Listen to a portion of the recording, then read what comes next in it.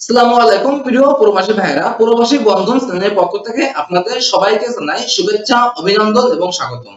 প্রিয় প্রবাসী ভাইরা, আপনারা ইতিমধ্যে দেখছেন যে বিমান টিকিট সিন্ডিকেট রোধে বর্তমান সরকার অনেক আগ থেকে কাজ করে আসছে এবং সম্প্রতি কিন্তু তিনি ট্রাভেলস এজেন্সি ব্যবসায়ীদের জন্য 4টি কঠোর নির্দেশনা দিয়েছে এবং এই 4টি কঠোর নির্দেশনা মানতে প্রত্যেক ট্রাভেলস এজেন্সিকে বাধ্য করা হয়েছে।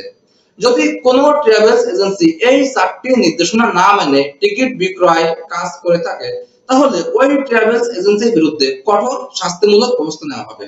প্রিয় প্রবাসী ভাইরা, সরকার কি কি 4টি পদক্ষেপ নিয়েছে এই বিষয়ে আমি এখন পুরো বিস্তারিত আলোচনা করব। তো আপনার ভিডিও কোথাও কোনো স্কিপ না করে পুরো ভিডিও দেখতে থাকুন। তো এখানে সবার আগে বলা হয়েছে যে এয়ার টিকিটের গায়ে বিক্রয় মূল্য আবশ্যিকভাবে উল্লেখ থাকতে হবে।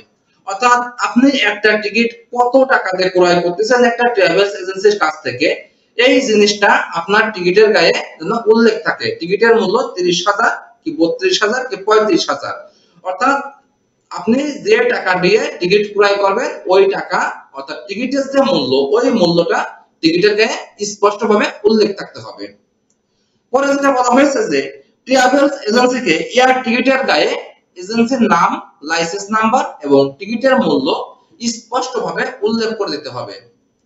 তো এজেন্সির নাম বলতে আপনি কোনটাকে বোঝানো হচ্ছে এখানে? যেমন আমি অর্থাৎ আপনি যে ট্রাভেলস এজেন্সি থেকে টিকিট ক্রয় করেন না কেন, যে কোম্পানি থেকে টিকিট ক্রয় করেন না কেন, ওই কোম্পানির নামটা স্পষ্ট করে টিকিটের গায়ে লেখা থাকবে।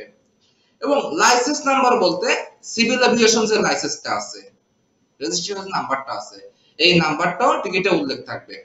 এবং আইটা লাইসেন্স নামে আরো একটা লাইসেন্স আছে যে ইন্টারন্যাশনাল আইটা লাইসেন্স, এই লাইসেন্সটাও এই যে আইটা যে কোডটা আছে এই কোডটাও টিকিটের গায়ে স্পষ্টভাবে উল্লেখ থাকবে। তারপরে যেটা বলা হয়েছে যাত্রীদেরকে ও টিকিটের বিক্রয় মূল্য এজেন্সির নাম যথাযথ আছে কিনা এটা দেখে বুঝে নিতে হবে এবং কোন যাত্রী যেন কোন প্রকার অনিবন্ধিত ট্রাভেলস এজেন্সি থেকে টিকিট ক্রয় না করে সে বিষয়ে যাত্রীদের সতর্ক থাকতে বলা হয়েছে। আসলে ওই ট্রাভেলস এজেন্সি ট্রাভেলস ব্যবসা করার কোনো নিবন্ধন আছে কিনা, সরকারি কোনো অনুমোদন আছে কিনা এটা যাচাই বাছাই করে একজন যাত্রী যেন একটা ট্রাভেলস এজেন্সি থেকে টিকিট ক্রয় করে। কারণ সম্প্রতি আমরা একটা নিউজ দেখছি যে সেখানে বলা হয়েছে বর্তমান বাংলাদেশে যে ট্রাভেলস এজেন্সি গুলো আছে এর মাত্র 5,000 হচ্ছে সরকার নিবন্ধিত আর 20,000 উপরে আছে নিবন্ধন ছাড়া, অর্থাৎ যাদের ব্যবসা করার কোনো